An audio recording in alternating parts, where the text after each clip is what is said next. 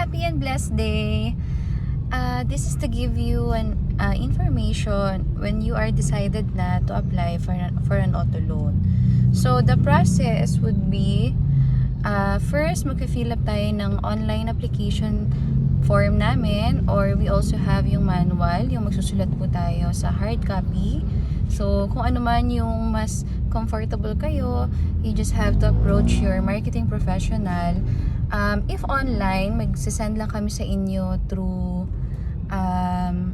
any application, like halimbawa sa Viber, Messenger, or email.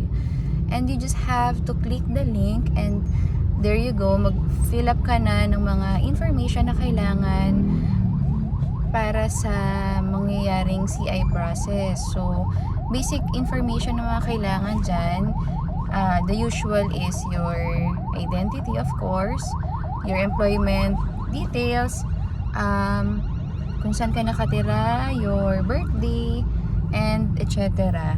And then, once you finished filling up the form, isisend ni marketing yung list of requirements na kailangan for the supporting documents ng application natin. So, usually, yan yung mga proof ng income natin, like certificate of employment, proof ng residency natin.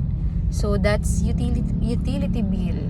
Yung mga Meralco, water bill, or internet bill will do.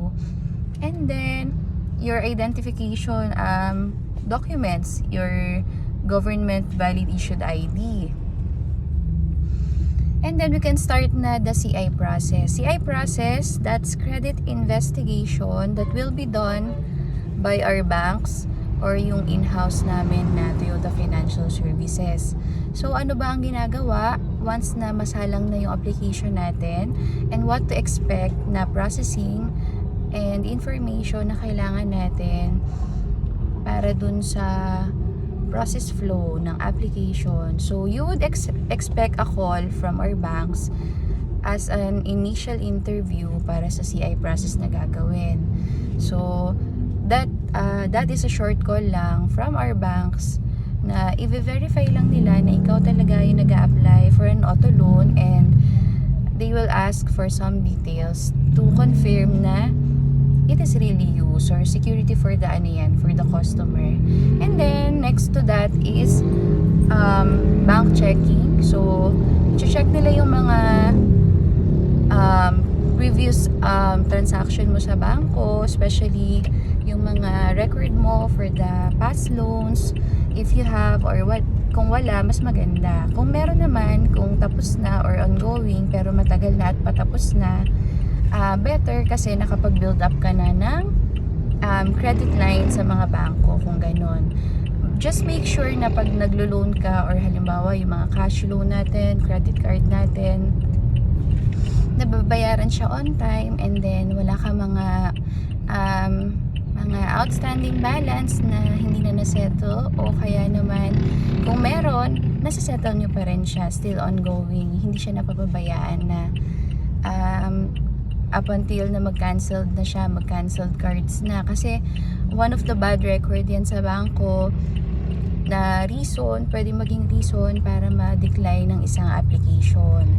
And then, ang susunod doon, if you are locally employed, banks are verifying the employment. So, that's the time na mag-verify na sila sa employer nyo, calling your HR or anyone in the company, kung ano man yung number reference na nilagay nyo doon, tatawagan ng bangko yun to verify na connected ka sa company, and then for how long ka na connected. And then once verified naman, kasama yun sa bibigyan ng score ng bangko to come up with the result, kung decline ka or approve ka, and kung tama yung mga information na binigay mo.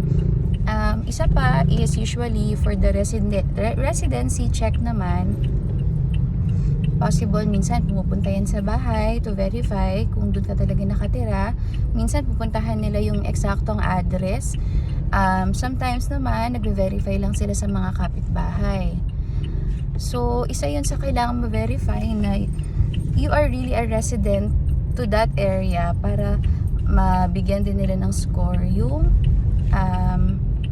verification ng residency natin.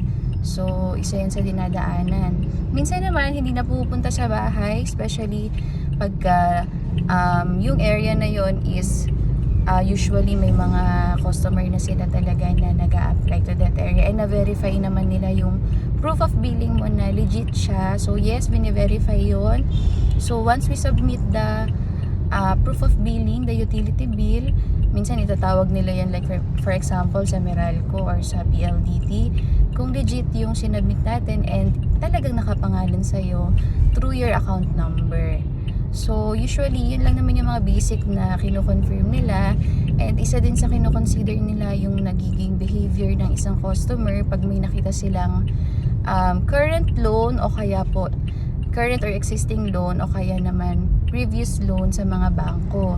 Usually, pagka may mga previous loan na maganda yung record ng payments, mabilis ma-approve yun. So, for how long ba nalalaman yung result ng isang application? Actually, that question, magkakaiba kasi yan per profile. So, depende siya sa profile mo kung mabilis bang ma-verify lahat ng mga dadaanan ng credit investigation process.